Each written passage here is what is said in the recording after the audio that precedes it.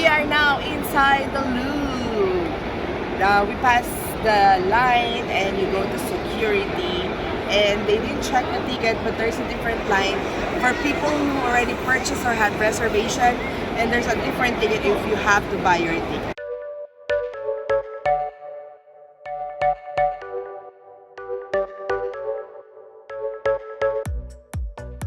Raymond bought our ticket online and it's 17 euros per person, plus it's 5 euros if you want to get the audio guide.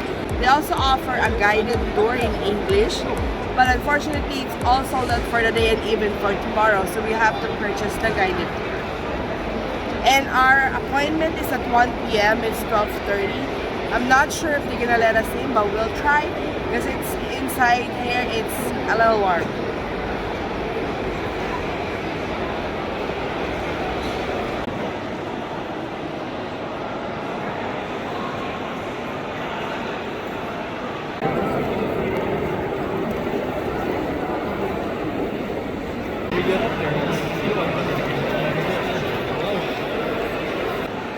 Finally see Monalisa.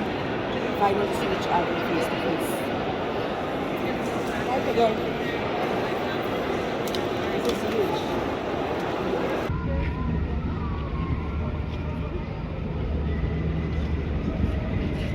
Continúa después el puente Alejandro III, que delante nuestro, que fue inaugurado en 1900 para simbolizar la amistad entre Francia y Rusia.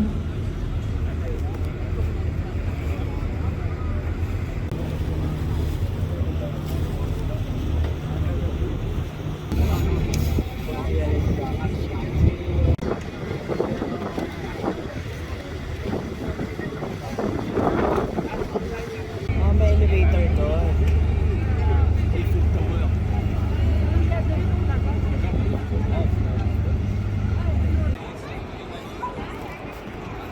So we are in the Bottom. under the Eiffel Tower. So that's the Eiffel Tower, and we are planning to go to the top. Just FYI, it's free to get in. Just up to here, but if you want to take the elevator to go up, then you have to buy your tickets. There are two kinds, one up to the middle, one all the way to the top. Yes. So there's a security right in far from that park. So just to get here, but people are some people are actually hesitant to go inside because they thought it's we're gonna have to buy a ticket right away, but it's free to get in here. In the bottom, yes. Yes, under the Eiffel Tower. You're past the security. Yes, past the security, it's free, and then from here you will buy your tickets if you have a reservation or not.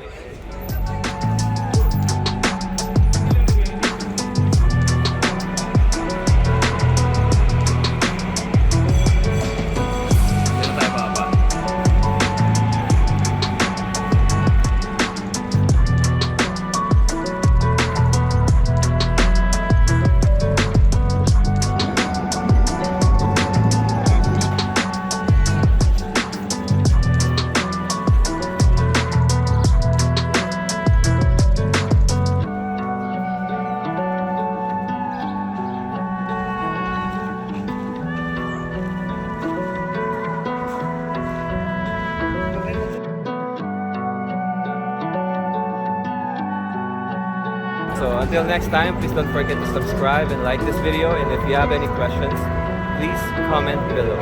Thank you for watching.